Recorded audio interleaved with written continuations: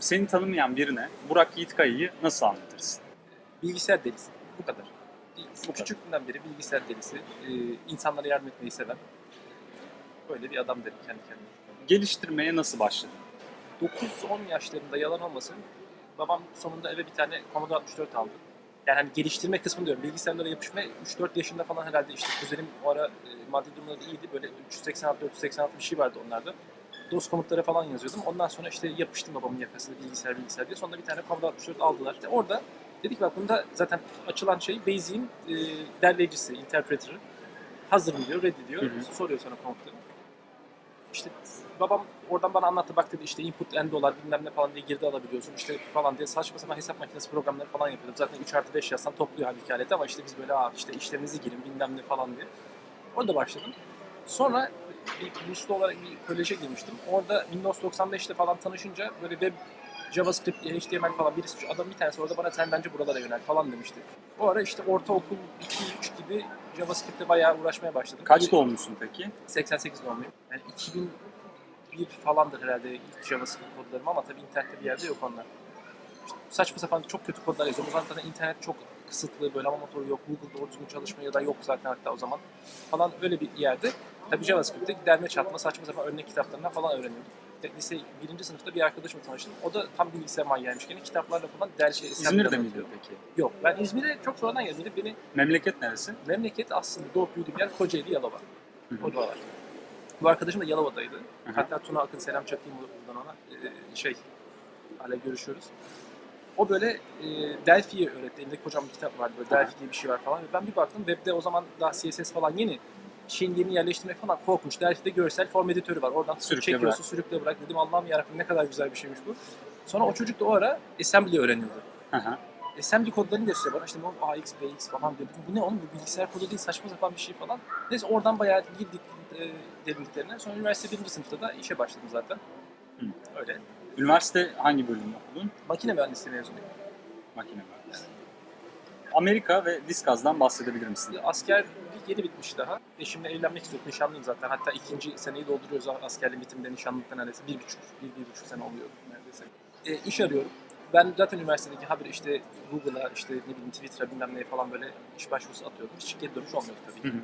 Neyse sonra ne olduysa kısmetim açıldı yani. Askerlik bittiği sıralarda, hani onlar da mı acaba askerliğe beni almıyorlardı bilmiyorum. Geri dönüşler olmaya başladı. Orada Discuss'ta ikinci geri dönen firmaydı bana. İşte görüşmeye gittik bilmem ne. Ondan sonra Aralık ayında böyle hızlı ilk 2 aşamayı geçtik falan. Sonra araya Christmas tatili gittik. Onlar dediler ki o bittikten sonra biz seni hani burada ofiste ağırlayıp tekrar mülakat almak istiyoruz. Tamam dedim süper. Ondan sonra aldılar mülakatı. İşte 6-7 saat süren böyle bayağı ağır bir mülakat geçti. Zaten jet lag'den böyle hakimliğe falan zaten bambaşka bir yer. Amerika'ya ilk defa gitmişsin falan. Sonra işte tamam dediler. İşte vize için tabii bayağı beklememiz gerekiyor. O yüzden Nisan ayında erken başlattılar. Hani uzaktan kontratlı olarak başladım. Şimdi Nisan'da gelince oradaki işte benim iş durumum, maaşım bilmem ne hepsi belli olunca eşime dedim ki tamam artık evlenebiliriz. Hani önümüzü görüyoruz. En azından. Anladım. Apar topar Nisan'ın hatta sonuna doğru bu kararı aldık. Temmuz'un ortasında evlendik. Yani evlenme yerini bile bulamayabilirdik aslında. Şans ise pazartesi evlendik mesela o yüzden falan böyle. Millet ne yaptı pazartesi evlenir insanlar falan diyor. Sonra gideceğiz ama evimiz yok. Yani burada da ev kurmak istemiyoruz çünkü nasıl gideceğiz falan. İşte tek odalı bir tane eşyalı ev bulduk bilmem ne oraya geçtik. Ondan sonra ben Amerika'ya gittim, önden gittim. Orada eşim sene sonuna kadar kaldı. Ben Ekim ayında gittim. İlk 1-2 ay böyle izbe, korkunç. Orada Mission District diye bir yer. Hatta Mission ve 16. cadde. Yani San Francisco'ya gidenler, bilenler biliyordur. Korkunç bir yer orası. Orada 2 ay yaşadım. Aslında normalde 1 ay yaşayacaktım. 2. ayın olması sebebi ev bulamadım. O kadar zor ki ev bulmak. Hele ki mantıklı fiyatlara. Bana ev buldum. Marina District diye düzgün bir yer. Böyle evsizlerin falan olmadığı pek falan bir yerde buldum. Orası da bir odalı. Mis gibi güzel hayvan gibi kirası var. Ondan sonra neyse bir akşam artık böyle o lanet yerden her şeyimi Ikea poşetlerine doldurdum. Böyle mavi kalın poşetlere. Ondan sonra bir tane taksi çağırdım. Taksinin bagajına yükleyip gittik ondan sonra. Dedim Allah belasını versin buranın. Ondan sonra oradan geri döndüm. Eşimi aldım. Ondan sonra buradaki evi kapattık. Böyle bir 3-4 bavul belki 5 bavul falan. 5 değil de 4 bavul olması lazım. Yok 5 tabii yani 5 bavul falan full eşimin eşyası neredeyse. Kapattık böyle. Hatta Türk Hava Yolları görevlisi de şey dedi böyle. Hangi sizinki dedi sonra tabii ki büyük olan hanımlarındır değil mi falan filan da ben de hepsi hanımın yapacaktım ama bir şey demedim artık. Neyse ondan sonra gittik. İşte O şekilde başladık. Yani yerleşme kısmı bile sancılıydı. Sonra gittik, evde hiçbir şey yok tabii. Ben dedim eşime şey demiştim, hani birlikte seçeriz falan diye. Aha. Ikea'ya gittik, arabamız yok. Araba kiralayalım dedik. Sonra bir şeyden dolayı yapmadık ya da korktuk mu artık trafik kurallarına Aha. adapte olamayız falan bilmiyorum. Otobüste Ikea'ya gittik, yine poşet poşet şey alıyoruz. İşte çatal, bıçak, tencere bilmem ne falan alıyoruz böyle. Böyle ilginç bir maceraydı yani. Herkesin hayali yani mutlaka. Hani Amerika'ya gideyim, işte orada bir firmada çalışayım falan, süper. Hani neden herkesin bu süper isteğinden vazgeçip de dönme kararı aldın? Şimdi gittik oraya. Eşim benim için tabii buradaki işini istifa etmek zorunda kaldı. Hı hı. Ben giderken tam net maaşımı da bilmiyordum. Onların işte brüt söylüyorlar, Evet. vergilerde şöyle falan. Geldik, ev kiraları bize söylediklerinden çok çıktı. Maaş da bana söylediklerinden az çıktı. Yani tahminlerimiz hep Evet. kötü yönlerde ilerledi. Eşime iş bulacağız. Şimdi eşimin oraya geliş tarihi ocağın sonlarına doğru. Sizin Nisan'a kadar iş bulup H1B başvurusunu başlatmanız lazım ki o senenin Ekim'inde tekrar çalışmaya başlayabilsin eşim. Hı. İngilizcesi kötü değil ama hani orada çalışabilecek seviyede mi emin değiliz. Oradaki çevremizde benim geliştirici çevresi çok yakın. O daha elektronik mühendisi ağırlıklı test mühendisliği falan yapıyor. Hani tam şey pozisyondan doğru. Sonra biz yani 2. ayın sonuna doğru falan, yani Mart ayına doğru şeyi gördük yani. Bu sene bu iş olmayacak gibi. Hı hı. Giderlere bakıyorsun. Eşim dil okuluna gitmek istedi. Hani hem çevre edinisi falan diye. Çok mantıklı ama parası yüksek. Yüksek. Evin kirası çok yüksek. Evet. Normal yaşam giderleri çok yüksek. Mesela bir akşam geldim, menemen yaptı bana. Hani menemen burada fakir adamı yemeği gelmedi değil mi? Yani yemin ediyorum 2 kişilik menemenin toplam maliyeti bize 12 dolar mı 15 dolar mı neydi? Çünkü domatesin bir tanesi 1 dolar falan zaten. Yani maliyet çok önemli bir faktördü. İkincisi de hani eşimin işi, yani kız kaç senedir çalışıyor. Buraya geldi, en az 1,5 sene işsiz kalacak. O süre içerisinde iş bulacağının garantisi yok falan. Bayağı yıpratıcı bir ortam. O yüzden önümüzü gelemeyince o dedi ki yani ben eski işimde de pozisyon açıldı, tekrar ben geri dönebilirim dedi. Tamam dedim, sen o zaman hani sana uygun olan şeyi yap, ben de bir yolunu bulup. Eşin de yine yazılımla alakalı mı yoksa? Ya o elektronik mezunu. Hatta Ha. sonra fabrikalarda kalite mühendisliği falan yaptı. Sonra şimdi Ericsson'da test mühendisliği yapıyor. O zaman da onu yapıyordu. Çok amaçlı diyeyim. Anladım. Ama kalite kontrol ağırlıklı gidiyor. Yani aslında orada bir de dediğim gibi zorlasak bulma şansımız vardı ama hani o bir de yemek vesaire falan çok farklı kültürler uyum sağlayamadı. Ben de sonra gelince fark ediyorsun. Hani oradayken ben şöyle bir huyum var benim. Kötü bir şeye alıştırabiliyorum kendimi. Hı hı. O kötü bir şey beni rahatsız etse bile çok farkında değilim. Nasıl hayat ilerliyoruz, biraz hayat acımasız bilmem ne falan, bunda böyle biraz üzgünsün ama çok belli olmuyor falan. Buraya gelip o rahatlığı görünce, yani mesela buradaki eve taşındıktan sonra ilk dikkatimi çeken şey, gece kalkıyorum yataktan, su içmeye gidiyorum falan. Allah'ım diyorum, ne kadar büyük ev, yürü yürü bitmiyor. Hı. Yani çok hani küçük detaylar gibi geliyor ama insan hayatını etkiliyor her gün önce. Evet. Ki bakın dedim, eşim gitti. Ben de gitmezsem aramız bozulacak artık yani. Aha, evet. Sürdürülebilir bir şey değil. Ama ben dedim sizinle çalışmaktan çok mutluyum. Hani dönüp başka bir şey yapmak yerine daha önce zaten uzaktan denemiştik. Böyle devam edelim. Tabii bu arada takım liderine de konuşuyorum. Bak böyle bir durum var, sen ne diyorsun falan. Ya dedi, sen buradakinin yarısı kadar verimli bile çalışsan bize yeter oradan. Sen elin güçlü, senin bu konuda rahat ol dedi. Süper. İyi dedik biz de. Konuştuk ondan sonra. Hatta onlar beni böyle Eylül'e kadar falan tutmak istiyorlardı. Dedim ki bakın Temmuz'da yıl dönümüm var. Bırakın yıl dönümünde gideyim, bir aile bir araya gelsin falan. Tamam dediler. Sağ olsunlar. O zamandan beri de yani 2,5 yıl oldu herhalde buraya geleli. İzmir'den devam. Aynen, İzmir'den devam. Arada Amerika'ya gidip geliyorum ama bir hafta, iki haftayı geçmiyor. Şu anda Discuss'da bir günün nasıl geçiyor? Yani Discuss diyorum ama aslında evde. Bir günün nasıl geçiyor tam olarak? İşte sabah kalkıyorum. Zaten telefon yanı başımda. Daha yataktan kalkmadan e-postalara bakıyorum. Mutlaka inbox'a düşmese bile güncel hani updates bilmem ne kısmına işte şu yama onaylandı, bu yamayı gelişebildik, burada şöyle bir sorun çıktı falan, bir sürü 4-5 tane e-posta geliyor en az. Onlardan işte hemen bakıp silebileceklerimi siliyorum. Ondan sonra bir kalkıyorum. Eğer çok zinde iyi hissediyorsam direkt bilgisayar başlatıyorum kahvaltı falan etmeden. Pijamalarla aynen o şekilde. Süper. Sana süper tabii, eşin aynı fikirden bakalım. Neyse. Oturuyorum. İşte önce kod review istekleri geliyor. Onları şey yapıyorum, halletmeye çalışıyorum. Ondan sonra da işte iş listesine bakıyorum. Genelde yapacağım bir iki bir şey oluyor. Onlarla vakit geçirmeye çalışıyorum. Frontend takımının başındaki adamsın diyebilir miyiz tam olarak? Diyebiliriz ama ya oradan kayıyorum birazcık. Yani daha çok altyapı sağlıyorum. Zaten frontend takım başına geçmemin vesilesi de o oldu aslında. Yani ben normalde frontend ürün geliştiricisi, arayüz bilmem ne yapmaktan sürekli onun altyapısını sağlamak. İşte backbone'da daha iyi modeller nasıl yaparız? İşte unique model diye bir şey yaptık. Atıyorum real time sistemin altyapısını nasıl daha iyi yaparız? İşte build sistemi nasıl adam ederiz? Nasıl daha hızlı olur? Bunlarla uğraşıyorum. Şimdi gene hala aynı şeylerle uğraşıyorum. Frontend takımdakilere de teknik liderlik yapıyorum. Hani bak bu yöne gitmeliyiz, şöyle yapmalıyız falan diye. Onun dışında aslında çok hani böyle iş verme, dağıtma falan Türkiye'de anlaşılan patronluk tarzı şeyler yapmıyorum. Anladım. Seni motive eden şey nedir? İnsanlara yardım etmeyi gerçekten çok seviyorum. Yani sokaktaki insana yardım etmekten başka yerlere yardım etmeye kadar. günlük hayatımda bir yandan da hayatımın aşkı çocukluğumdan beri, yani hayatımın aşkı eşimden özür dileyerek söylüyorum. Onun dışında bilgisayar, programlama. Çok da tembel bir adamım aslında gerçekten bak. Yani böyle popomu kaldırıp buradan bir şey yapmaktansa onu zaten başka bir şey yaptırabilir miyim? Kod yazıp yaptırabilir miyim? Makine mühendisliğini bunun için devam edemedim çok. Beni motive eden şey şu. Yani kod yazmaya bayılıyorum. Böyle tembelliğe bayılıyorum.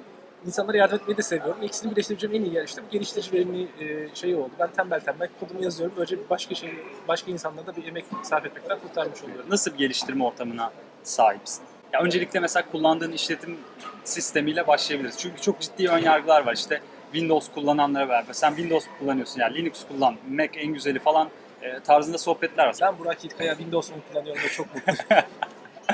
Ya şaka maka evet Windows kullanıyorum. Evet. Terminalde ne kullanıyorsun peki? Terminalde Conemo diye bir şey kullanıyorum. Windows'ta kalmamın en büyük sebebi o. Yani onu bulmasaydım kalmazdım Windows'ta muhtemelen. IDE olarak çok uzun süredir PyCharm kullanıyorum. Yan IDE olarak hani küçük şeyler olarak eskiden Nano kullanıyordum. Şimdi Vim kullanıyorum. Bir de Visual Studio Code kullanmaya başladım. Böyle daha ufak, çok büyük projeleri olmayan projeler için. Spotify'ı öneriyorum kullanmıyorsanız. Önceden Google Music kullanıyordum ama Spotify daha iyi. Geliştiricinin kullandığı font çok önemli bir şey. Mezlo LG diye bir font ailesine denk geldim. Güzel bir font. WhatsApp ya da Hangout vesaire yerine Telegram kullanıyorum artık. Ya onun dışında çok fazla uygulama tavsiye edebileceklerim. Ha bir de Flux. Çoğu insan kullanıyordu zaten diye tahmin ediyorum. F.Lux diye yazılıyor. Akşamları ekranı sarartıyor. Böylece gözleriniz acımıyor beyaz ışıkta. Çalışırken dinlediğim müzikler. Sakin kafa odaklamamı sağlayan caz dinlemeye çalışıyorum. Eğer böyle çok heyecanlı, mutlu bir gündeysem hard rock dinliyorum. Bazen hatta metal de dinliyorum ama metal kafamı karıştırabiliyor gene çünkü bu da çok hareketli bir yerden sonra. Eğer böyle çok sakin ve böyle elit hissediyorsam kendime klasik müzik açıyorum. Ama şunu fark ettim yani klasik müziğin detayı çok fazla olduğu için aslında kod yazarken dinlemeye çalışınca aklım müziğe kayıyor. O yüzden daha çok böyle arkada mesela bu caz barlarda falan arkada çalan böyle hafif piyano ağırlıklı müzikler vardır onları tercih ediyorum. Şimdi sonuçta tasarımcı değilsin ama hani bir front-end developer olarak bir tıkın kaç piksele eşit olduğunu biliyor musun? Çok bir soru sordun, öznel bir soru sordun. Bana sorsan bir tık bir pikseldir abi. Yani bir tık dediğin zaman tabii belki 2 piksel olabilir. Yani retina ekranlarda 2 piksel olabilir belki ama belki bir tık bir pikseldir. Ama muhtemelen birisi bir tık dediği zaman 5 ila 10 piksel arası bir şey kastediyordu diye tahmin ediyorum. Teşekkürler. Açık kaynak kod hakkındaki düşüncelerin. Dünyayı değiştirebileceğini düşündüğüm bir felsefesi var. Burada sadece Stallman'ın bahsettiği böyle her şey açık ve özgür olmalı şeyinde değilim. Biraz daha ben pragmatik yaklaşıyorum. Hani herkesin rahatça katkıda bulunabileceği kodu düşünüyorum ben. Çok düşünüyorum. İleride herkesin katılımını sağlayan demokrasi ve yasama yürütme konusunda aslında bunun temel oluşturacağını düşünüyorum. Çünkü çok bayağı felsefeye, politikaya falan gidiyor ama düşünürsen öyle. Yani herkese her zaman açık ve bu yeni benimsenmeye başlanan Code of Conduct dedikleri şeyler sayesinde gerçekten hani demokrasi konusunda güzel bir örnek oralar. Ve ortak iş yapma konusunda. Gibi düşün yani dışarıda bir tane umumi tuvalet yapılması gerekiyor. Hani bir örnek. Adam demiş ki ya burada umumi tuvalet, 3 tanelik tuvalet yapmak istiyoruz. İşte biz şuralarını yaptık ama buralarında eksikler var diyor. Sen geçerken bakıyorsun ya ben inşaattan anlıyorum abi geleyim diyorsun. Mesela işte 1 saat 2 saat uğraşıyorsun. Sonra biz geliyor ya çok güzel olmuş diyor.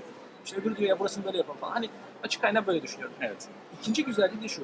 Ben bir yere iş başvurusunda bulunacağım zaman eğer açık kaynak katkılarım çoksa yani hiçbir şey yapmama gerek yok. Diyorum ki al GitHub yapım orada. Geçmişime bak. Bunları yaptım. Gösterebiliyorum. Halbuki şu an mesela Discuss'ta açık kaynak olmayan projelerde yani onu yaptım bunu yaptım ama bana inanmak zorundalar. Evet. Ve ben adama kodumu da gösteremiyorum. Halbuki açık kaynak oldu zaten abi git işte bak orada yaptığım iş ortada beğeniyorsan aldın beğenmiyorsan almadın dur.